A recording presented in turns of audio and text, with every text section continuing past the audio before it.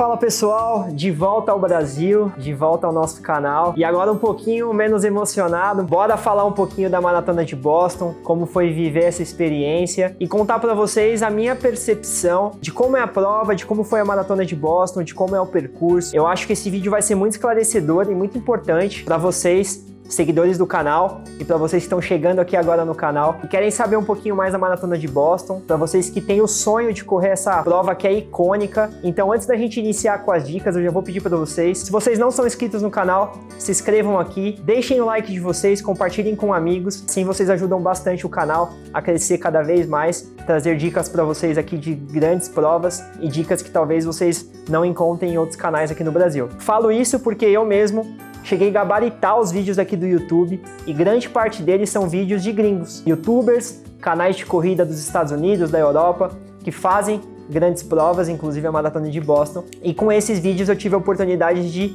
saber um pouquinho mais da prova, saber de detalhes e coisas que os canais aqui do Brasil pecam um pouco, eu não tive muita informação dos canais aqui do Brasil. E é exatamente por isso que a gente está gravando esse vídeo, para deixar vocês mais informados, trazer a nossa percepção, a percepção do canal, do David Atleta, de como foi a Maratona de Boston e, claro, deixar vocês informados para quando vocês finalmente conseguirem fazer essa prova, vocês chegarem lá com todas as informações.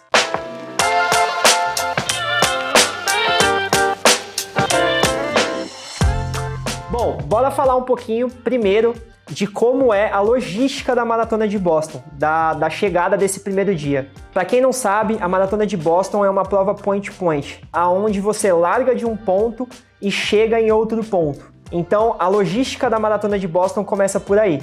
Então, no dia da maratona, dentro do seu número, cada grupo tem um horário de pegar os ônibus no Boston Common, que é um parque que fica muito próximo da linha de chegada, cerca de 500 metros da linha de chegada da maratona. Você vai pegar os famosos ônibus amarelos no Boston Common e você vai em direção à cidade de Hopkinton, que é onde ocorre a largada da Maratona de Boston e aonde fica situado o Village, tá? Então essa viagem aí leva cerca de mais ou menos 45 minutos a 1 hora de viagem de ônibus. É muito programado, tá? Então, igual eu falei para vocês, cada número de peito tem uma cor e cada cor tem um horário de pegar esses ônibus, então você não vai conseguir furar o horário da sua pegada de ônibus, tá? Tem um horário muito certo e eles seguem uma logística muito correta de pegada desses ônibus, tá? Então é legal vocês chegarem com antecedência para conseguir pegar o ônibus de vocês. Durante essa 1 hora de viagem, você vai fazendo amizade no ônibus, conversando com a galera que tem mais ou menos o seu tempo e o mesmo número que você, que vão largar dentro do seu curral. E é muito legal que você já consegue trocando experiências. Eu acabei pegando um ônibus junto com o Thiago, que era o outro atleta do buraco no asfalto, então a gente foi conversando,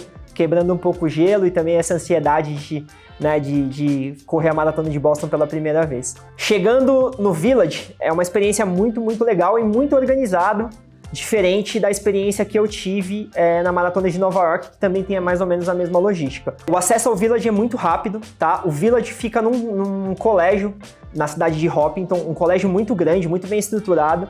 E chegando lá, como a gente já faz a checagem de segurança na cidade de Boston, então é muito rápido. Você já chega, já desce do ônibus e já entra diretamente para o Village, que é nessa escola, e lá você consegue ficar alojado, né? Então lá eles têm à disposição água, Gatorade, muito banheiro, tá? Muito banheiro, inclusive sem filas e limpos. Então você consegue fazer suas necessidades. Tem banheiros exclusivos para homens fazerem xixi, então são filas diferentes. É uma coisa muito legal, não peguei fila em nenhum momento, tá? Nem para entrar no Village, nem para pegar água. Então você pode ficar lá tranquilamente enquanto você espera. A gente ficou, acho que cerca de um período de 1 hora lá, tá? 1 hora e 15. Até os organizadores começarem a chamar. Outra coisa que é bem legal, é muito direcionado, tá? A instrução deles. Eles têm uma pessoa que fica no microfone a todo momento falando: pessoal da onda vermelha, pessoal da onda azul, 30 minutos para vocês se direcionarem à onda de currais. At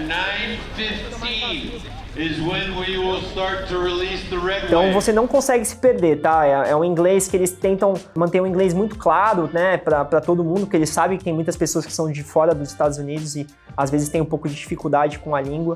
E muita sinalização, tá? Então não tem como você se perder, é muito, muito claro assim, tá? Então, nessa 1 hora que você vai ficar no Village, o que acontece lá basicamente é as pessoas ficarem sentadas, né, se aquecerem, porque é muito frio, né? Pelo menos esse ano estava muito frio. Então eles distribuem inclusive manta térmica lá para vocês se cobrirem e ficarem bem aquecidos. E uma dica que eu dou para vocês é sempre levarem uma roupa de descarte, tá? Vão bem agasalhados, levem uma roupa de descarte, levem uma coberta ou então uma manta térmica. Uma dica também adicional, vão de capa de chuva, tá? Porque a gente nunca sabe como vai estar o clima. Então é legal vocês irem com uma capa de chuva e uma sacolinha plástica nos tênis, porque se chover, Village tem muita grama, então pode ser que vocês sujem o tênis de vocês com lama e com água, tá? Então é legal vocês irem protegidos para caso ocorra de chover, o clima não tá legal, para vocês já largarem prevenidos. Então as pessoas basicamente ficam nesse local, usam banheiro, dá para vocês fazerem tudo. E aí quando falta cerca de 15 minutos pra gente seguir para essa segunda etapa, que é para seguir para os currais, as pessoas já começam a fazer um aquecimento leve no local, fazer uma mobilidade. Eu mesmo levei um elástico, como eu estava voltando de lesão da banda iliotibial, meu fisioterapeuta mandou eu fazer uns exercícios de aquecimento lá, de mobilidade com elástico. Então eu levei um elástico, um mini band, fiz meus aquecimentos e inclusive não tirei a minha roupa aquecida, a minha capa que eu tava, eu segui com a minha roupa e com a minha capa pro curral, porque lá a caminho a gente, só para vocês terem noção, do Village até ao local onde a gente larga, dá cerca de 1 km, tá? De caminhada. Então, por isso que eles mandam a gente ir pro curral com bastante tempo de antecedência para dar tempo de você ir caminhando numa boa, não precisar correr e não correr nenhum risco de perder a sua largada. E outra coisa que eu achei muito legal, antes de entrar nos currais, eles montam uma segunda área com muitos banheiros também e com água. Então, se você quiser novamente usar o banheiro antes de ir para a largada, tomar uma água, tomar um Gatorade, tem tudo isso à disposição. Então, assim, a preparação da Maratona de Boston pré-largada é sensacional. Para mim, deu de 10-0 em Nova York, em quesito de organização. Então, eu acho que essas dicas são primordiais para vocês pré-largada. Adentrando aos currais, a gente começa a emoção pré-largada. A largada de Boston é muito emocionante, que passa um filme na cabeça de todo atleta e tá ali ao lado de pessoas que você sabe que tem o mesmo tempo que você ou correm tão forte quanto você. É muito legal porque você, diferente das provas aqui no Brasil, que as pessoas burlam, entram no pelotão errado, no curral errado, lá não. Lá as pessoas realmente correm naquele pace determinado e você sabe que você vai largar e você não vai ficar encaixotado, você não vai correr encaixotado em nenhum momento, porque de fato as pessoas que estão ali estão para melhorar os tempos e correm mais ou menos na mesma margem de pace que você. Então é muito legal olhar para o lado e ver corredores muito fortes e muito focados, assim, você vê as pessoas muito focadas. Eu vi um sentimento muito de gratidão das pessoas que estavam lá por ter conquistado, né, aquele lugar de estar ali, e a largada é um momento muito emocionante. Como eu falei para vocês no começo, a largada ocorre na cidade de Hopkinton. Então a Maratona de Boston, ela passa por 5 distritos até chegar na cidade de Boston, né? Então você vai correndo numa prova point-point, como eu disse. Então você, basicamente, vamos falar que 90% da prova você corre numa linha reta, tá? Então não tem como você cortar caminho, não tem como você dar jeitinho. Então realmente se você tem que seguir nessa linha reta até você chegar à cidade de Boston, né? O percurso da Maratona de Boston é um percurso basicamente com muita, mas muita descida. E aí tem uma coisa que muita gente não fala para vocês. Geralmente, quando a gente vai treinar para a Maratona de Boston, a gente acaba ouvindo demais: treine muita subida, treine muita subida. A Maratona de Boston precisa de pessoas que chegam cascudas para fazer provas com subida.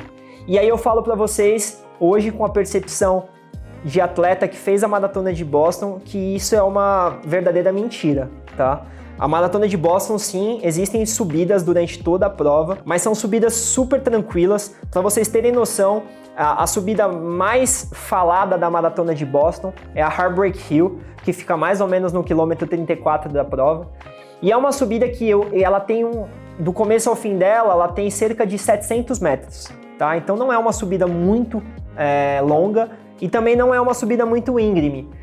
Para quem mora aqui em São Paulo e tem o costume de treinar na USP, eu falo para vocês que quem treina o cavalo é basicamente aquela subida que a gente pega para ir em direção ao cavalo. Heartbreak Hill é aquilo, tá? Ela acaba se tornando um pouco mais difícil porque, óbvio, você já tá cansado e já tá com 34 km nas pernas. Mas digo para vocês que se vocês treinarem subidas aí tranquilas, vocês vão conseguir fazer a prova super de boa. E aí vai a minha dica de ouro para vocês: treinem muita descida para fazer a Maratona de Boston, porque a Maratona de Boston tem muita descida e é o que de fato faz os atletas quebrarem antes do quilômetro 30. Por quê? As descidas exigem muito da nossa musculatura, principalmente dos quadríceps. Então os atletas acabam começando a prova mais rápido, porque a gente vem de um polimento de 2, 3 semanas, a gente está se achando super-homem, está muito forte. E aí junta que a prova já larga em descida, você acaba inconsequentemente já largando abaixo do seu pace de prova. Eu mesmo tinha feito uma programação de largar a 4:40 para tentar chegar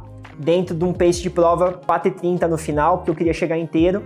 Mas para vocês terem ideia, eu estava correndo os primeiros 2, 3, 5 quilômetros olhando o relógio e todos os quilômetros estava batendo 4:25, sem fazer força nenhuma. Por quê? Porque a prova em descida, o corpo da gente pede para fazer força e você de fato vai indo ali e parece zero desgastante. Mas com o acúmulo das descidas, a conta vai ser cobrada lá para o quilômetro 30, quando a gente vai entrar no distrito de Newton, que é onde ficam as 4 ladeiras famosas da prova, e vai te cobrar bastante, porque você já vai estar bem castigado na musculatura para fazer as subidas. Eu vou dividir a prova em 3 partes. A primeira parte da prova é da milha 1 à milha 10, tá? Que seria do primeiro quilômetro ao quilômetro 16. Essa parte, basicamente, é uma eterna descida, com algumas retas. Então, o que eu deixaria de dica para vocês é, vocês têm que controlar muito bem essa primeira parte da prova, tá? Como eu disse para vocês, o corpo de vocês vai pedir para correr mais rápido, mas se eu pudesse dar uma dica, controlem o pace de prova de vocês nesse começo. Porque, basicamente, são descidas, você vai querer correr mais rápido e, consequentemente, sua musculatura vai ser bastante exigida, tá? Principalmente seus quadríceps. Então, tente controlar basicamente esse começo de prova para você fazer as outras 2 partes da prova muito bem feito. Do quilômetro 17 ao vamos falar até o quilômetro 30, a prova é uma festa, tá? É onde tá os principais pontos de torcida, de alegria da festa.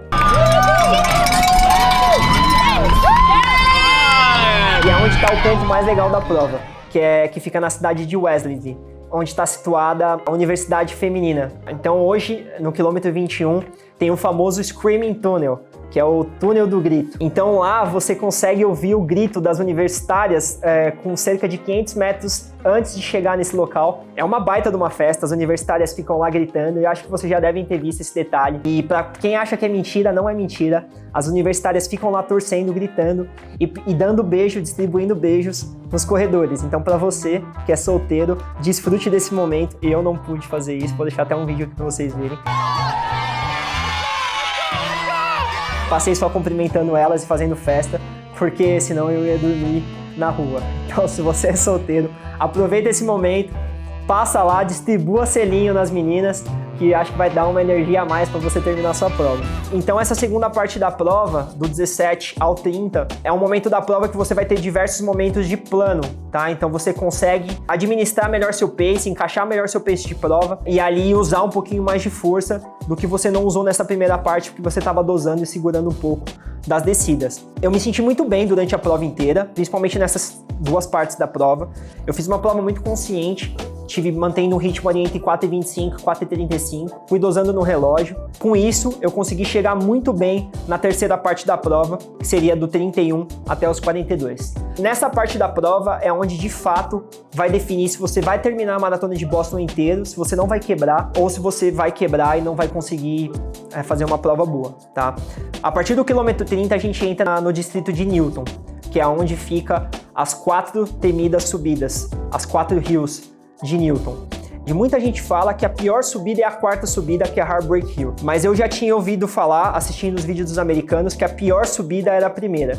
A primeira Newton Hill cobrava bastante, porque ela não era a mais longa, mas ela era a mais íngreme, e se você soubesse fazer ela, você ia conseguir passar de letra as outras 3 hills. E foi exatamente o que eu fiz. Eu acabei administrando todas as subidas, eu deixei o meu pace cair, inclusive tem subidas que eu acabei subindo elas a tipo 5:10, 5:15, para mim depois na descida conseguir compensar. Então isso é uma coisa muito legal. Depois das 4 hills, você tem as hills e logo em sequência você tem uma descida. Então se você controlar o seu pace na subida, você consegue, consequentemente, compensar o seu pace e aí o seu pace médio daquele quilômetro vai ficar dentro da sua margem de prova. Então se eu pudesse dar uma dica para vocês, tirem o pés da subida, controlem o ritmo de prova de vocês e depois na descidas você vai conseguir compensar e conseguir fechar o seu pace médio tranquilamente dentro do que vocês estão desejando. As outras 2 subidas antes da gente chegar na Heartbreak Hill são subidas muito, mas muito tranquilas, muito curtas e muito tranquilas de fazer. Então se eu pudesse falar para vocês das 4 hills que a gente tem, tome um pouquinho mais de cuidado na primeira, que na minha opinião é a hill mais complexa, para vocês chegarem na 4ª hill, que é a Heartbreak Hill, a famosa Heartbreak Hill, inteiros, para vocês fazerem uma subida boa e feliz. Eu consegui fazer a Heartbreak Hill muito tranquila, inclusive fechei a média do quilômetro da Heartbreak Hill a 4,30, correndo super bem. Inclusive encontrei o João, que era nosso filmmaker na Heartbreak Hill, no topo dela, onde tem uma faixa dizendo que você venceu a tão temida Heartbreak Hill. Então é bem emocionante, bem icônico também passar nesse momento da prova, porque a partir dali você sabe que se você sobreviveu, você vai fazer uma boa prova, porque do quilômetro 35 para frente é onde geralmente a prova começa a ficar um pouco difícil, mas na Maratona de Boston tem um ponto muito positivo. A partir do quilômetro 35 você sabe que as subidas acabaram e você vai só descer. Então, se você chegou com seus quadríceps inteiros nessa parte da prova, pode ter certeza que você vai conseguir fazer uma boa prova e finalizar a Maratona de Boston dentro do alvo desejado de vocês. E aí a gente entra nessa última parte da prova, que seria dentro desse bloco, o terceiro bloco que eu falei para vocês. Do quilômetro 35 até o quilômetro 42, você passa pelo último distrito, que se eu não me engano é Brookline, e depois a gente cai na cidade de Boston. Cara, do 35 pra frente, a maratona se torna uma grande festa. Muita torcida na rua. Por mais que você chegue quebrado, eu tenho certeza que a torcida vai te empurrar até a linha de chegada. Dali pra frente foi muito difícil pra mim segurar a emoção. Eu tava começando a ficar cansado nesse ponto da prova, mas como eu disse, o público de Boston de fato te empurra até a linha de chegada. Muita torcida, muita criança na rua, que é uma coisa muito legal. Então eu aproveitei durante todo o percurso para dar high five para as crianças, bater nos cartazes de força que elas colocam. Eu aproveitei muito a prova do quilômetro 1 ao quilômetro 42. Eu acho que das maratonas que eu fiz, foram 16 até hoje, a maratona de Boston, que é a maratona mais icônica para quem tá buscando tempo e performance, para mim foi a maratona que eu aproveitei 100% do percurso, consegui curtir a prova, ver aonde eu tava correndo, que é uma coisa que geralmente eu fico meio cego durante a prova, eu não consigo prestar muita atenção no percurso da prova, então eu de fato consegui aproveitar 100% da maratona de Boston. Então do quilômetro 35 ao quilômetro 42, vocês vão ter os momentos mais emocionantes da vida de vocês. A partir do momento que você cai dentro da cidade de Boston, creio eu que no quilômetro 39, é uma emoção enorme. Você acaba passando por pontos icônicos, você passa na frente do estádio do Red Sox, onde está acontecendo no mesmo dia da maratona um jogo de beisebol. Você entrar na cidade de Boston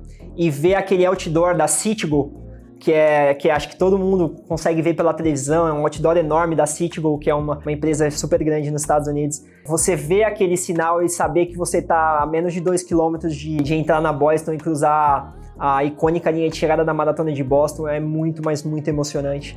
Outro ponto bem legal, tem uma ativação da Schneider Electric, que é um dos patrocinadores da prova. Na cidade de Boston eles fazem um grande corredor numa reta, colocam um telão, tem muita torcida e ali você consegue se ver como se fosse uma transmissão ao vivo passando pelo telão. É bem legal, bem emocionante também. E aí você finalmente cai na cidade de Boston, os últimos 2 quilômetros, você passa por aquele famoso túnel e ali não tem como, as lágrimas já começam a cair pelos olhos e passa um filme na nossa cabeça por ter chego ali, por sabe, ter percorrido um caminho de tantos anos, e acho que quem tá assistindo esse vídeo sabe o quão difícil é conquistar o índice para a Maratona de Boston. E aí você passa por esse túnel e você chega nas 2 viradas mais famosas mundialmente. Você vai virar primeiro à direita e depois você vai virar, fazer uma leve subidinha, é a última subida da prova, e você vai virar à esquerda na famosa Boylston Street, que é onde acontece a chegada da Maratona de Boston. E ali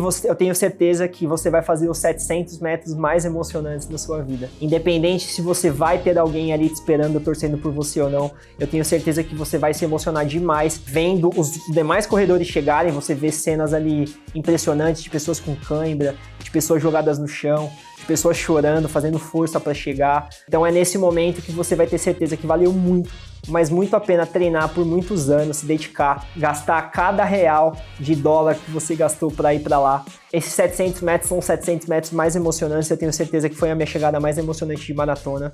Eu já fiz chegadas de maratonas incríveis, assim, que eu posso elencar: Valência, Berlim, Nova York, que são chegadas icônicas em lugares históricos. mas cruzar a linha de chegada na Boylston Street, principalmente eu que estava com a minha namorada me esperando, com amigos, e sabendo que eu estava na mesma prova que meu pai e minha mãe, que iam cruzar a mesma linha de chegada que eu, foi um momento muito, mas muito emocionante. Então desfrute desses últimos 700 metros, aproveite como se fosse talvez o último momento da sua vida. Eu sei que não vai ser, porque depois eu vou falar um pouquinho sobre isso, mas aproveite os últimos 700 metros dessa prova, que é incrível. E aí você vai cruzar a linha de chegada, aquela icônica linha de chegada, e finalmente você vai poder viver esse momento icônico, que é pegar o seu unicórnio, a sua medalha que você suou tanto para conquistar. E aqui tá a minha medalha da Maratona de Boston de 2026, lindíssima, lindíssima, de ouro, parece uma medalha de Olimpíada. O momento que você de fato coloca a medalha no peito é um momento muito, mas muito emocionante. Eu postei um vídeo nas minhas redes sociais, vou deixar até um link aqui em algum lugar para vocês que quiserem ver. Um momento que, inclusive, teve um comentário da minha médica, a doutora Ana Paula Simões, acabei até fixando ele, que de fato a linha de chegada de uma maratona é onde você fala com o coração, você não fala da boca para fora. E ali a gente consegue expor todos os sentimentos, todas as emoções que a gente está vivendo. E foi um vídeo bem emocionante, inclusive acho que foi o vídeo da minha rede social que mais engajou até hoje, teve quase 10 mil visualizações, muitos comentários, muitos compartilhamentos.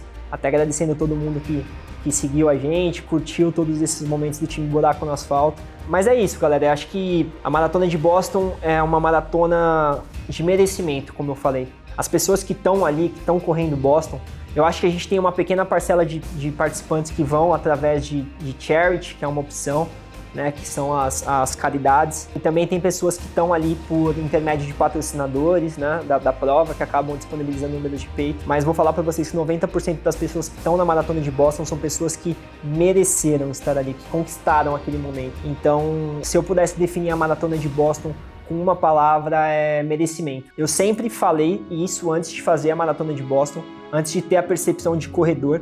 E a Maratona de Boston, hoje eu posso enfatizar para vocês, a Maratona de Boston é sim a Olimpíada do corredor amador. A gente trabalha por muitos anos para estar ali, para conseguir o nosso lugar. Cruzar a linha de chegada da Maratona de Boston é uma sensação indescritível, que eu posso ficar falando para vocês aqui durante uma hora, mas tenho certeza que vocês só vão entender a minha emoção e o meu sentimento o dia que vocês conseguirem estar lá e passarem a linha de chegada e concluírem essa prova, colocarem essa medalha icônica no peito de vocês, que eu tenho certeza que vai ser uma sensação indescritível. E quando eu cruzei a linha de chegada, eu tive mais uma percepção que eu não tinha.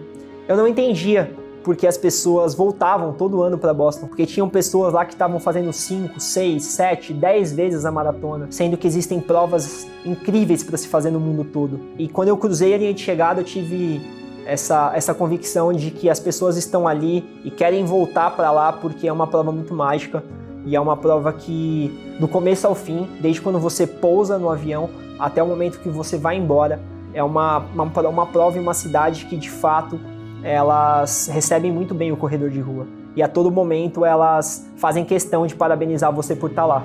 Então é por esse motivo que as pessoas voltam, é por esse motivo que eu tenho certeza que eu vou voltar, e a Maratona de Boston é incrível. Hoje eu falo para vocês com todas as palavras que a Maratona de Boston é a maratona mais icônica e mais respeitada do mundo todo. E olha que eu já fiz Nova York, que a nível de concluência é uma prova maior, mas não dá para comparar. A Maratona de Boston é uma maratona incrível. Tenho certeza que cada um de vocês que está assistindo esse vídeo, eu tenho certeza que vocês precisam e vão algum dia conquistar o lugar de vocês para fazer a Maratona de Boston, tá?